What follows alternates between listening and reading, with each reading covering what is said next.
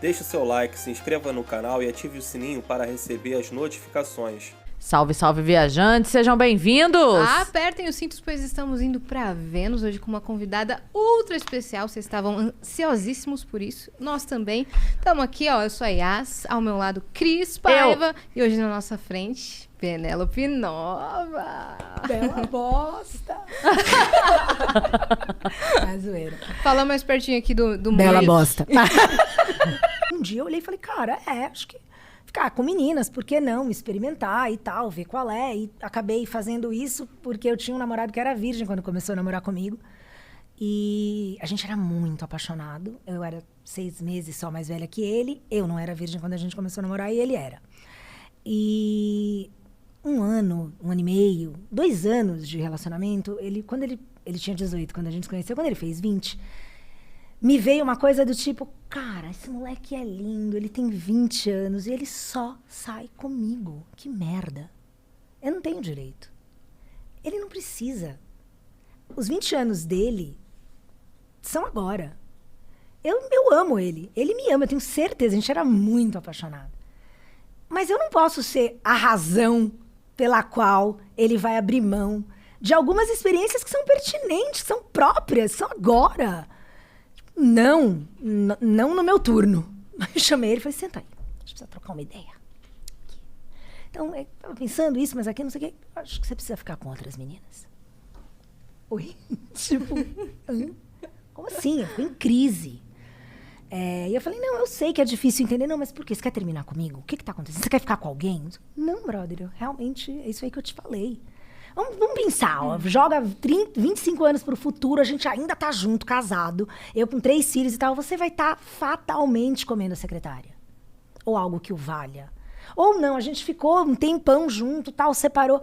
Puta, você corre o risco de ser aqueles caras que, ok, se acontecer, mas tipo, tem X anos e tá botando guria de 18 na garupa da moto e não comeu uma feijuca. Eu te amo tanto, eu não quero isso pra você. Eu quero que você viva os seus 20 anos. E não quero que você perca alguns aspectos fundamentais disso. Por minha causa. Eu te amo, eu confio em você e eu quero que você saia com outras meninas. Não, bugou num grau. E aí a história fica mais engraçada, porque... Enfim... Ok, depois de convencê-lo, tá bom então. Aí a gente saía e eu... E a fulana? Ela é legal, mas acho que não. Tá bom. Aí... Uma hora eu tava assim, tipo, mano, você tem que ficar com alguém, entendeu? E ninguém que eu sugeria, ele topava. E aí um dia eu tranquei ele com uma amiga minha e falei, olha, vocês... Na verdade, eu falei pra ela um dia, fulana, queria te pedir uma coisa, eu preciso que você me faça um favor. Ela, claro, Pê.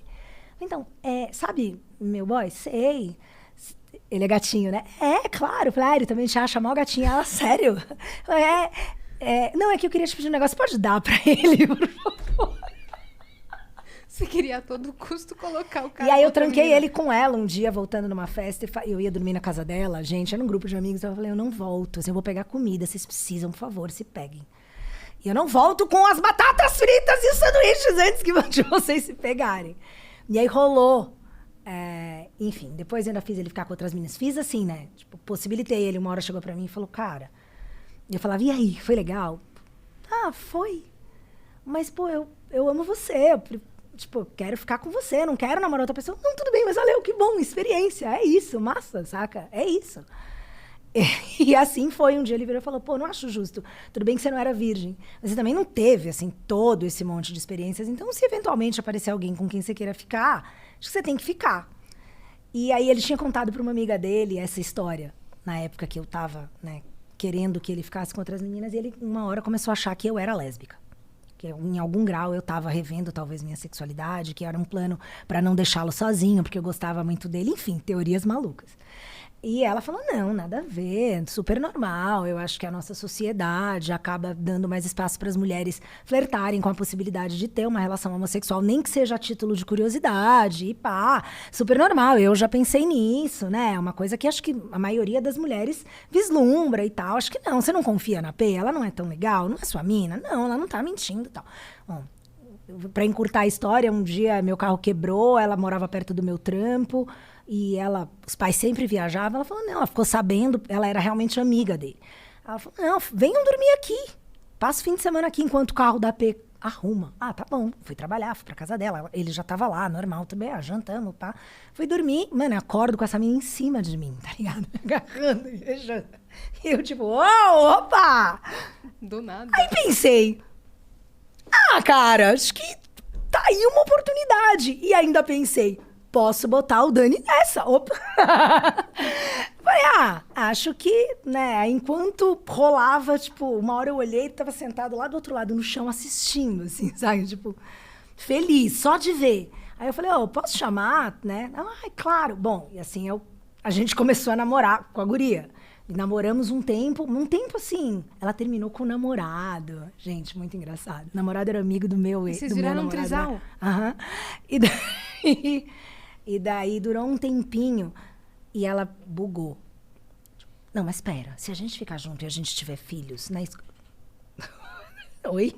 Tipo, tá pensando muito lá frente, respira. minha amiga. Calma lá. Calma. Não. E não... Uma hora, acho que eu realmente sentia que ela se sentiu...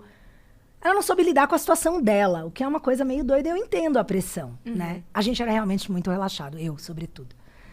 E aí a gente teve outras namoradas, porque foi legal. Vocês dois juntos. Eu curti a experiência. Com outras meninas, é isso? Daí como a gente saiu com ela, Basicamente, em alguns lugares... Ela tava vivendo junto o que você falou pra ele viver. Tipo, vai viver outras experiências. Aí Sim, você viveu junto. mas foi isso que eu percebi, exatamente isso. Que aquilo era uma coisa que uniu a gente como casal. Ele experimentou o que precisava naquela época, eu achava que era o certo. Eu tive a possibilidade ali de experimentar outra coisa completamente dentro de um cenário super romântico. Então, quando eu digo isso, assim, nada contra, tá? Querer ser um namorado, vamos fazer uma homenagem, vamos pegar uma mina. Acho válido, se você quer, né? Confia, acha que vai ser massa, faça. Mas só pra deixar claro, não era isso, né? Como a gente ia pra balada, em uma mesma balada naquela época, as pessoas nos viram, né? Porque assim, eu trabalhava em gravadora. Então, uma dessas garotas, quando eu tava namorando, teve a festa da firma. E, fim de ano, pode levar acompanhante. Eu fui com ele e com ela, né? E aí, assim, presidente da gravadora. Oi, fulano, esse daqui é meu namorado. Fulano, opa, como vai? Eu sou o fulano, presidente da empresa. Essa daqui é minha namorada. Olá, como vai?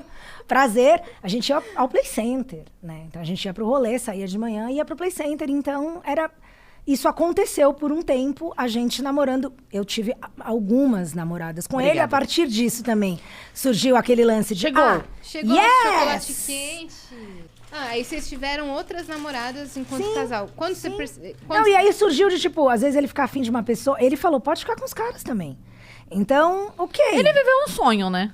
Se você parar pra pensar hoje, ele deve contar isso pros amigos, falando assim, cara, você não sabe. Francamente, eu não sei. Eu espero, me felicitaria, a gente não tem mais contato, não que tenha tido nenhuma briga nem nada, mas perdemos o contato, enfim, mas me felicitaria saber que ele tem memórias felizes sobre isso, porque foi muito legal, a gente fez muita coisa pela primeira vez junto, a gente realmente, acho que, tinha um ineditismo ali, né, naquilo que a gente estava fazendo, e isso era muito gostoso. E no seu grupo de amigos não tinha isso?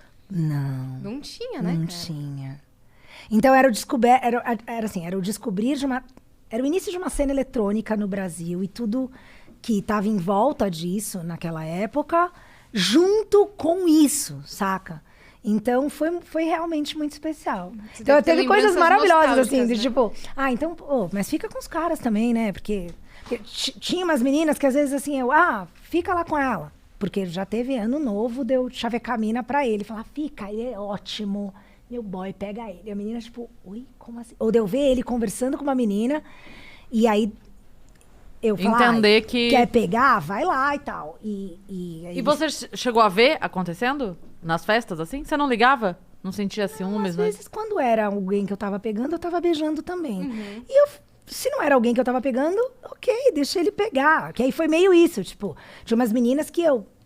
Nossa, eu tô achando incrível, porque eu não consigo me ver na situação. E aí ele falando, não, mas ela não fica com o menino. Ué, fica com você. Ele, então, mas fica com os caras também, se você quiser, né? Então teve situação da gente ir no cinema, eu com um cara, ele com uma menina. E quem mais estranha são os outros, né? Os respectivos acompanhantes, que tipo... oi, tal. E a gente, oi, não vamos se... Aí, alguém quer um refri, uma pipoca? A gente vai lá pegar, o que você quer? Aí eu fui pegar com ele, aí a gente se pegando na pipoca, tipo, não vamos fazer isso lá, né? Mas fica lá, curte e tal. Ai, mas beijo, tchau, tchau, volta. Oi, olá, tudo bem? Muito engraçado. No fim, era quase como se a gente estivesse traindo as pessoas escondido, enfim. E você falou que você estava trabalhando numa gravadora. Eu trabalhei em 2 gravadoras. Foi o seu primeiro emprego? Não, eu trabalhei em loja. Meu primeiro emprego foi no shopping. E é loja do que você trabalha? A primeira loja que eu trabalhei era uma importadora de uns presentes muito da hora. Era uma época que a gente não tinha acesso à importação. Vocês estavam em São Paulo? Sim, eu já morava em São Paulo, eu vim pra cá com 13, eu tinha 18 quando eu comecei a trampar, quase 19. E eu trabalhei no Iguatemi, nessa loja que não existe mais, óbvio. Aí depois eu arrumei um trampo numa outra loja lá no Iguatemi de roupa. E depois trabalhei numa loja de rua. Eu era excelente vendedora. Imagino, cara. Excelente. Eu te imagino muito. Excelente. Era ridículo. Era ridículo. Era ridículo. Eu era a melhor vendedora meio que todo mês. Assim. E tinha uma coisa muito engraçada nas lojas de roupa, porque eu tinha umas clientes que... O atendimento não era padronizado como é hoje. Sabe? Todos aqueles do's and don'ts que as pessoas... Se sente meio robótico, né? Mas já era o início. Então, se tentava imaginar o que era o melhor para o cliente, sabe? Para fidelizar e tal. Mas tinha uma coisa que era muito louca. Então, eu tinha clientes recorrentes que só compravam comigo. E mais, às vezes elas compravam comigo. A minha gerente me pegava falando coisas do tipo... não, pode tirar essa calça, ficou horrível. Minha gerente me pegava falando... não precisa falar que ficou horrível. Mas ficou horrível. Não, mas você não precisa falar. Ela confia em mim porque eu tô dizendo que ficou horrível. Quando eu disser que ficou incrível, ela vai acreditar que ficou incrível. Porque eu acho que ficou incrível. E assim era, ao ponto de algumas, não era uma não, algumas clientes minhas passavam na loja, pediam licença para minha gerente para me pegar emprestada para ir numa outra loja para poder saber se aquela camisa que elas tinham visto lá em cima combinava com a calça que elas tinham comprado comigo. Não acredito. Cara. Era nesse nível. E ainda tomava um cafezinho. Então as minhas clientes me levavam para passear no shopping, era muito da hora. Tô chocada. Tô chocada. E você ficou quanto tempo assim de chegou vendedora? Rápido, chegou quente, tá? Tá uma delícia. Você fiquei quanto tempo onde como vendedora? De vendedora, Uns 4 anos. Foi bastante tempo. Um tempinho. Era uma época muito feliz de trabalhar. A gente tinha uma comissão incrível. Se batesse a cota era melhor ainda. Eu ganhava super bem. Não trabalhava domingo, só domingos... Os 2 domingos anteriores a datas comemorativas comerciais. Sim. Natal, então, Dia das Mães, assim. Era um cenário maravilhoso, assim, era lindo. Trabalhava 6 horas por dia, sábado trabalhava 8 e domingo só quando... E a comissão era dobrada no domingo, você tinha o transporte pago. Não, era lindo, gente. Hoje em não dia... era como agora. Era lindo, ganhava muito bem. Bem pesado. Né, E sendo boa vendedora, eu ganhava muito bem. Sim. Muito bem. Aí eu fui trabalhar em gravadora, porque Como aconteceu isso? Bom, meu pai conhecia uma garota, conhecida, meio amiga, né? Mas não era amiga do círculo dele muito próximo. Mas tinha conhecido... Nem lembro a natureza da relação deles, assim. Onde que ele a conheceu, enfim. Ela foi trabalhar em gravadora e pegou um departamento, tipo... A entrada de um selo gringo na Sony. E daí, portanto, desenvolver uma equipe nova. E ela queria uma equipe sem vícios. Ela não queria já divulgadores... experiência, ela queria uma galera nova e ela pensou em mim. Eu lembro, ela foi no shopping, Caramba! Na loja falar comigo. E aí ela chamou e eu falei, cara, eu quero. E aí eu saí. E ela te chamou pra fazer o quê? Esse papo divulgação de rádio. Ela falou, vou montar um departamento novo pra trabalhar um selo gringo da Sony. E eu pensei em você pra fazer divulgação de rádio. Você topa? E era o Epic. E ainda tinha, logo depois, e tinha um selo nacional novo da Sony que ficava sob a tutela dela, vamos dizer assim, que era o Chaos, que tinha Planet Hemp e Chico Science. Só pra... Então era essa época, 95. Foi do caralho. Meu Deus. Foi muito legal. Trabalhar com música. Que você já amava demais. Apesar de não tocar nada, eu sou super musical, assim, música... Tá aí, terapia. Música, pra mim, tem um aspecto meio terapêutico, assim. Tipo, escolher...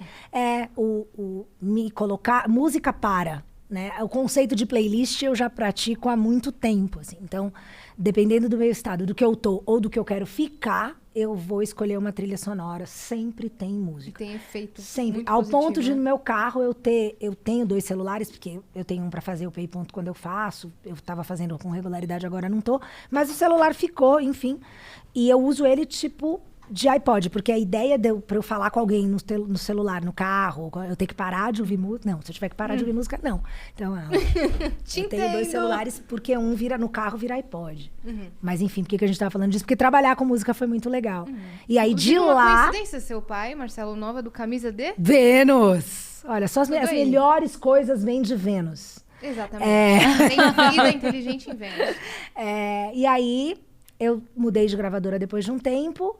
E nessa outra gravadora, que eu também fui pra fazer um selo internacional. Eu tinha cabelo cor-de-rosa, enfim.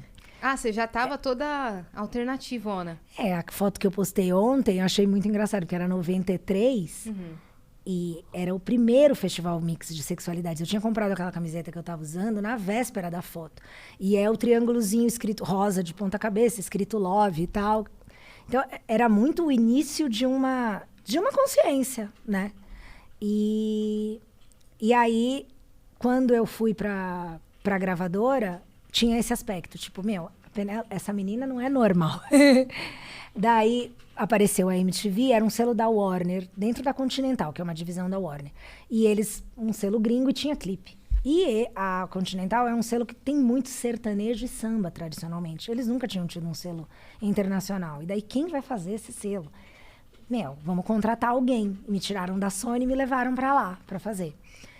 Junto com uma equipe, óbvio. E aí, lá, a MTV sobrou pra mim. Tipo, a gente precisa de alguém pra levar os clipes. Põe a Penélope pra levar, né, cara? Mas ela faz rádio, não é TV. Não, tudo bem, mas é uma TV, é tão segmentada, é só pra levar os clipes. Põe ela pra fazer. Assim, eu conheci o departamento de entrada do mercado fonográfico na MTV, na época, o tal do TAR, né, o TAR, né, Relações Artísticas, e... atendendo eles, um dia abriu uma vaga e não é tão começo. A MTV começa em o quê? 91? Eu entrei lá em 97. Aí a diretora desse departamento, um dia abriu uma vaga, ela pensando em quem ia contratar. Eu me dava super bem com o pessoal do departamento. A Ana Butler falou, chama a Penélope. E aí falei, demorou, é agora. E fui trabalhar na MTV. E aí você começou a fazer lá esse lance aí das relações artísticas. Né? Era o Mas você não apresentava, não tinha nada a ver com isso. Não. Era o departamento que recebia os clipes e organizava o que era chamado de walk-ons.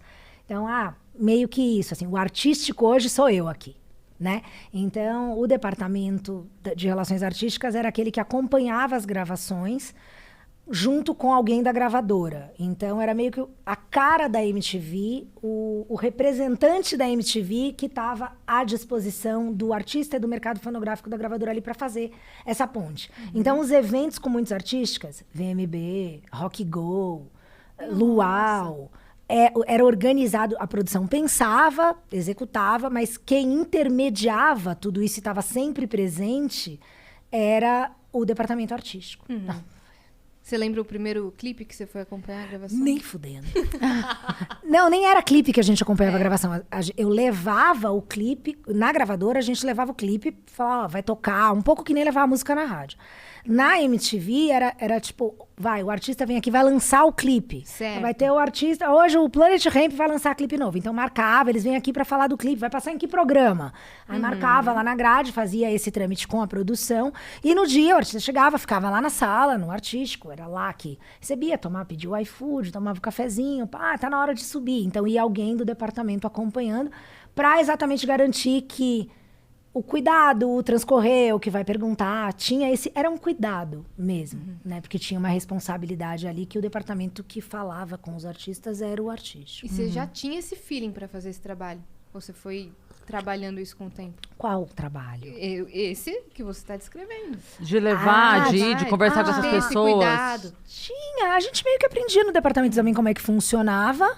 Mas acho que é isso, meu pai ser músico, em algum grau... Se bem que meu pai, como músico, ele meio que cagou pra classe artística, né? É sempre bom lembrar isso. Acho que tinha o lance de eu não ter um deslumbre. Não é um lugar onde o deslumbre não funciona, entendeu? O artista. Não, uma coisa, a responsabilidade que a gente vai fazer, claro, combinado não sai caro e tal. Mas não era um super paparico, então... Saquei. Era meio... Era trampo. Pessoas, trampo, enfim. Mas, lógico, a gente era quem ficava mais próximo, né? De alguma maneira. E quando é que você foi pro lance de apresentar programa? Como que foi esse momento, essa transição? Nunca foi. Lá na MTV, a MTV antiga, tipo, brincava-se que todo mundo que trabalhava lá internamente, em algum ponto, tinha feito um teste de VJ. Fosse por encheção de saco dos outros, fosse por vontade de fazer, porque era muito pequeno. Vai lá e faz e tal. Então, tinha um pouco essa tradição. Em 98, Bom, em 98 acontece uma mudança estrutural dentro da Abril em relação a contrato com a Viacom e tal. Eles redistribuem os direitos sobre a marca, né? A Abril havia comprado 100% dos direitos da marca MTV no Brasil. Por isso que ela fazia o que queria, literalmente. Nessa data, eles devolvem, sei lá, 49%, 48%. Então, passa a ser um trabalho colaborativo com a Viacom. Em que sentido colaborativo?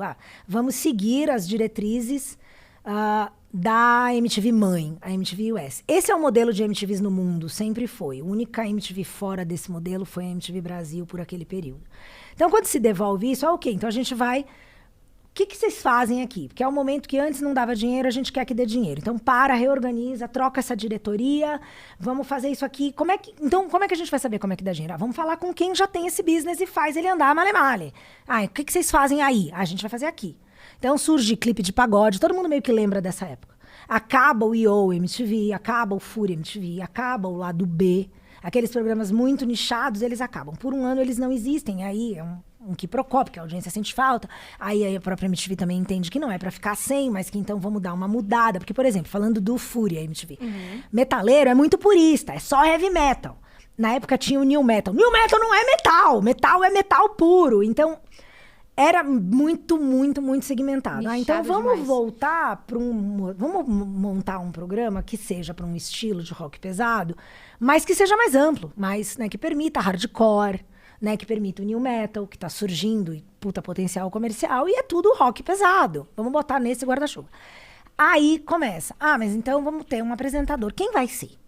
E antes disso, enquanto eu trabalhava no departamento de relações artísticas, eu sempre meio parecia metaleira, porque eu era muito peituda e já tatuada. Eu tinha prolongado os meus caninos um pouquinho, então eu tinha feito dentinhos de vampiro. Eu tinha uns piercings e tal.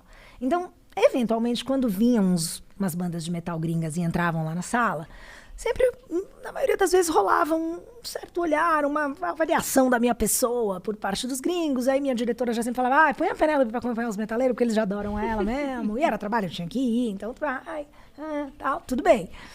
Por causa disso, a minha diretora na época falou, faz um teste com a Peitos, que era meu apelido na MTV. Peitos? Cássia Eller me deu essa de presente. Pela vez que ela cantou a música? Eu tava no Luau, quando gravou, era Dedos, a música do Nando, Peitos, e um dia ela cantou Peitos, Peitos, e aí, Peitos, e eu sempre usei decote, porque afinal de contas era o único recurso, era a minha arma de sedução, era meu decote, que quando eu era adolescente e meus peitos surgiram, eu não pirava neles, mas aí rapidamente eu aprendi que eles estavam ali e eu podia usá-los a meu favor, era a melhor coisa que eu podia fazer com eles, então tá bom. E aí a minha diretora falou, por que a gente não testa a Peitos? Acho que pode dar, hein? E eu não queria. Por um tempo eu não quis. Aí minha amiga de departamento, a Ale, brigante, saudade da Hello. Mana, pelo amor de Deus, faz essa merda desse teste logo, porque vai que esse negócio vai uma bosta. Pelo menos você se vira, sabe? Para com essa encheção, porque vai ficar essa novela até você fazer essa merda. Vai lá e faz a merda. Aí eu falei, tá bom, então, vou fazer o teste. E aí, a gente queria que você fizesse. Aí eu... Putz, passei no teste. Tá, mas eu não quero sair do departamento. Porque eu não sei como vai ser isso, eu adoro meu trampo aqui. Não, mas não precisa sair, então o problema é esse. Então não sai, é um programa semanal, meia hora. Você vai subir, vai gravar o programa em meia hora, vai descer, continua o trabalho, tá bom. E aí a gente te dá um aumento. Meu primeiro salário de vídeo, R$800. Foi assim por um bom tempo. Mas enfim, aí tá bom, então eu comecei a fazer o riff da MTV. No ano seguinte... surgiu a possibilidade... Bom, aí o Erótica estava na terceira apresentadora nesse primeiro ano de riff. E na época do VMB, tá toda a MTV voltada para o VMB. Então vamos gravar os programas de meio de semana e mais fácil, para não contar com um convidado musical que dá todo o trabalho, tá todo mundo voltado para o VMB, vamos pegar um VJ e entrevista. né? Faz um pouco a Globo com o Multishow. Pega alguém da casa e põe lá e tal. E aí, me chamaram pra fazer o Erótica. E eu não lembro de muita coisa, mas eu lembro que eu falei muita merda. E nesse dia, por acaso, eu tava de ponto, porque aí tinha o ponto já, né? E eram 2 apresentadoras, a apresentadora do programa comigo. E eu, na verdade, eu não tava de ponto. Eu ouvia as gargalhadas da diretora no ponto da apresentadora do Erótica. Tipo, ela ria mesmo muito. E toda a produção. Quando eu saí, a equipe técnica. Quando eu saí de lá, eu soube disso só depois. Mas ficou-se essa coisa de, cara, foi muito divertida a participação da P, foi muito divertida. E eu não sabia, mas eles já estavam querendo acabar com a Erótica. Porque o ciclo de vida do programa, a MTV tinha muito isso, né? Deixa um programa por um tempo, mas ele acaba antes dele enjoar, né? Pra dar espaço para novos formatos e tal. Então, o Erótica já tava nessa de... Quando surgiu por uma razão, se manteve, foi muito legal. Mas a partir de um ponto, o sexo começou a ser tratado sempre pela ótica da problemática do sexo. E sexo não é problema, muito pelo contrário. Sexo é para ser solução, diversão, prazer, alegria, saúde. Então, vamos retomar esse aspecto do sexo, que é muito mais legal e pertinente, né? Então, o Erótica cumpriu o papel, tira o Erótica do ar. E aí eles começaram a pensar num programa, então... Mas eles não queriam parar de falar de sexo, de alguma maneira. E aí eles bolaram um programa que durou 1 ano só e foi muito legal, que era o PIP MTV. Que eram 3 apresentadores. O Dr. Jairo, que veio do Erótica. Eu e a Didi, que era a VJ nova. Didi Wagner. A Didi Wagner. E daí, era um cenário lindo, eu amava aquele cenário, porque era uma máscara de cenário branca, que era uma coisa por si só muito nova, assim, não tinha. A MTV tinha esse aspecto que era muito legal, né? A estética era muito nova. Moderna, nossa. Era muito bacana. E daí era isso, o Jairo numa cabine azul, birido, a Didi numa cabine rosa, birida, e eu numa cabine verde, né? Terceiro sexo. Andrógena. Sei lá, cara, eu achei massa, na verdade, porque eu sou... A mistura. Eu sou total não conformista, então é legal ser percebida como possibilidade do fora do óbvio. Eu achei elogioso. Achei que era o meu lugar. E era massa porque as pessoas ligavam para tirar dúvida, então já era um pouco o formato do ponto P, mas elas direcionavam a dúvida. Então, era meio assim. As dúvidas técnicas, a gente tem aqui uma expertise médica, clínica, Dr. Jairo vai falar. Dúvidas básicas, quem tá tímida, né? Essa questão feminina do sexo, pergunto pra Didi, porque me identifico com ela. E toda e qualquer coisa fora disso, pode mandar pra Penélope que ela se vira. Só que aí depois que direcionava a pergunta, quem recebeu a pergunta dava a primeira resposta, mas aí automaticamente abria para a participação dos outros e tal, com o participante. Esse programa era muito legal, durou só 1 ano porque o Jairo saiu da MTV. Daí, no ano seguinte, a MTV me veio com essa ideia. E se você apresentar um outro programa onde é só você? No telefone, mas assim, só você topa? Junto com o Pulso, que seria, então, um diário de segunda a sexta, no estúdio da MTV, um diário musical, né? Para receber os artistas, falar notícias, um pouco revista, né, eletrônica na época, notícias do mundo da música, que era o que a gente falava lá, né? Isso você já tinha saído do seu outro cargo? Não, eu continuava. Meu Quando Deus, veio... porque até então o PIP também era semanal. Então era o Riff e o PIP. Tá bom. Então tava de boa. 2 programas, suave. Nesse terceiro ano era ponto P e Pulso. E aí a minha chefe, a Ana, falou, agora... E a Cris Lobo também, da produção, falou, agora você tem que escolher, porque não dá mais pra ficar lá embaixo, né, lá no TAR, e continuar. E aí, em tese, pra um trampo eu podia voltar, pro outro a oportunidade era ali, daí lá fui eu fazer o ponto P. E o Pulso com o Léo, que também um amor. E aí acabou o ponto P... Não, aí, agora saltamos. Quando o ponto P acabou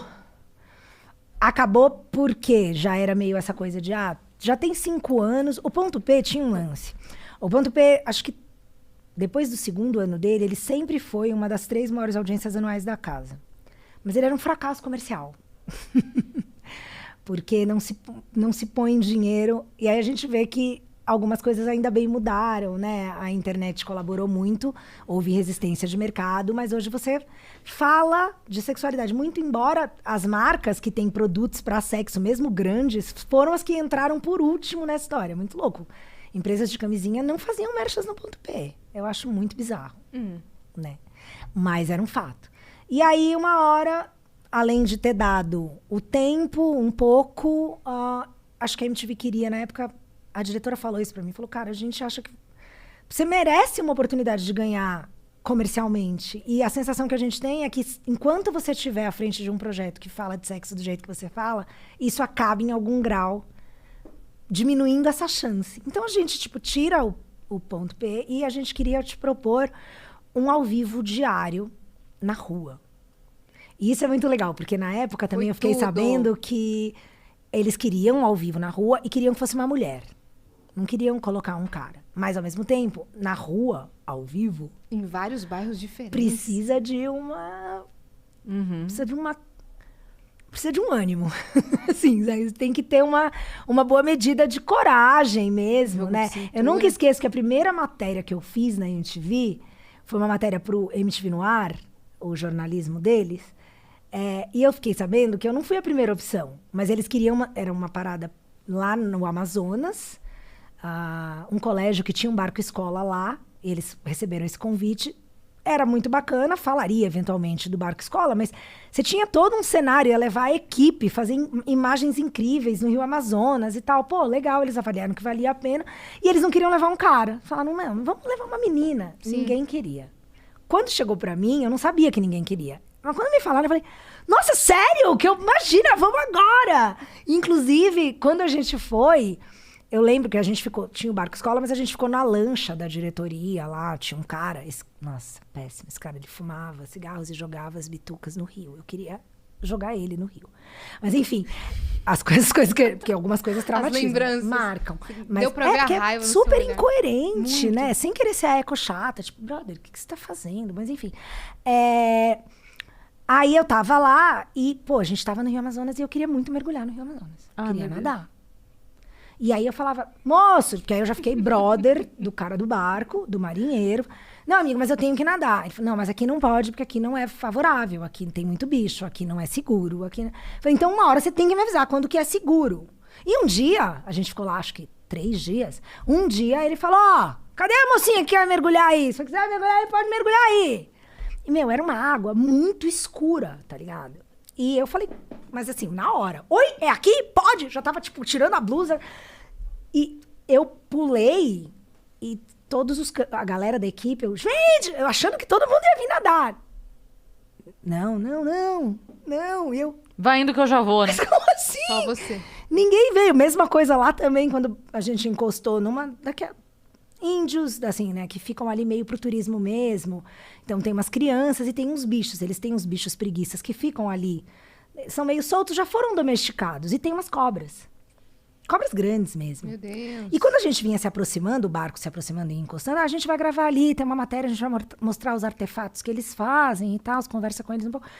Tá bom, legal. A gente se aproximando, ia produzir ali pra gravar. Ainda eu já tinha visto uma criança lá, porque é tipo uma palafita mesmo, né? E aí lá, uma criança, eu olhei e falei, gente, aquilo é uma cobra. E aí eu me liguei que era uma criança pequena com uma cobra enrolada nela. E a criança vinha vindo e eu já desci do barco. E aí alguém falou, nossa, aquilo é uma cobra. Mano, eu já fui direto na criança. Falei, oi, tudo bom? Tudo. É bravo? Pode? Não, eu posso pegar? Pode. Sério, não tem problema? Não, aí uma outra criança falou, não, imagina, peraí que eu vou ajudar. E aí, de repente, já tinham 2 crianças botando a cobra em mim aqui. E veio uma outra criança e falou, você quer essa também? Eu, claro. Então, era eu com uma cobra pra cá. E eu virei pro pessoal do barco nessa hora. E, tipo, a equipe tava assim, tipo... Sabe? Então, que nem ela comigo quando eu falo que eu só deixo o volume no... eu acho Mas que... eles pensaram, é ela. Talvez eu seja um pouco a Jane. Então, foi... Eu sou meio essa pessoa, curiosa. Às vezes eu quero fazer antes de... entendi, 2 crianças com uma cobra. Que perigo que vai ter? Não vai ter perigo. Então me dá aqui que eu quero pegar uma cobra. Quando é que eu vou pegar uma cobra de novo? Quando é que eu vou mergulhar no Rio Amazonas de novo? Agora não é, entendeu? E aí, quando te jogaram no MTV na rua... Aí, quando me propuseram, eu falei, demorou. Eu prefiro ao vivo. Que também é uma coisa que você separa. Tem gente que prefere gravado, e tudo bem. Eu não suporto gravado. Se tiver que fazer, dependendo, óbvio, é um projeto, a gente grava. Mas se você me der a opção, eu sempre vou preferir fazer ao vivo. Eu amo fazer ao vivo. E o Na Rua era ao vivo. Sim. E aí era bizarro, né? Lotava. Alguns, né? Tinha uns que tinham literalmente 3 pessoas na chuva Mas e eu preciso te contar, meu irmão ganhou um quadro do MTV na rua. Como assim? Ele ganhou na participação. Ah, tipo... Dos piores nomes. Ah, mentira. Qual é o Juro. nome do seu irmão? O nome dele era... É bonito ter nome feio. Era o nome de uma campanha que a gente Isso! tinha no MTV na rua. É bonito ter nome feio. Meu irmão ganhou. Por favor. O nome dele é Ahmed Ali Yassine Jr. Ah, não é feio. Não, Só era é diferente. lindo, mas é era lindo. diferente. Mas ele ganhou Era porque diferente. ele tava concorrendo com a Akidawana. E aí, acho que você adorou uma piada que ele fez, porque ela foi antes dele. Você falou, qual que é seu nome, lindona? E ela, Akidawana. Daí todo mundo, não sei o quê. Aí foi ele e falou, bom, meu nome é Ahmed, aqui eu não dou nada, não. Ah, maravilhoso. Como que eu não ia premiá-lo? Lógico, se depende de mim, mas o nome é o que menos Ela importa. falou, ganhou, bonitão. Não. Que massa! Mande um beijo pro Ahmed, malandro. Que amor! Sim. O MTV na rua era muito legal. Eu Tinha um fiquei- Chora. Eu tinha, sei lá, 15 anos, massa. 13 anos e eu... Meu irmão apareceu na TV. Ai, que engraçado, Com meu celular. né? Sony Como você é Ericsson. cringe. Mas eu falei, mano, meu irmão apareceu na TV. Nossa, muito fofo foi. Que amor! Eu falei pra ele hoje, eu vou contar. Que legal! Que massa!